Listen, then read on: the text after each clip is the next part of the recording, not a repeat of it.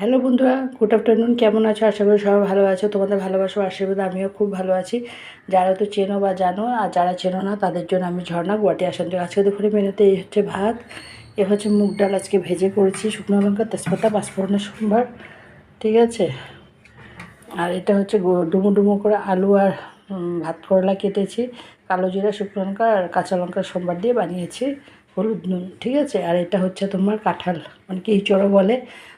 কাঁঠালটা আর আলুটা আগে বয়েল করে নিয়েছি, বয়েল করে ভেজে নিয়েছি।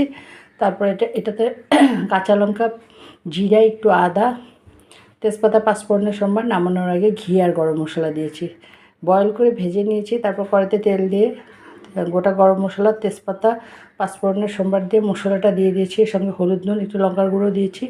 তারপরে যখন মশলাটা কষে গেছে, ভালো মতন কষে গেছে, তখন তোমার আগে এটা বয়েল করা ছিল এটা দিয়ে দিয়েছে, কাঁঠালটা আর আলুটা। তারপরে দিয়ে একটু ভালো মতন আরও কষিয়ে সামান্য একটু জল দিয়েছি।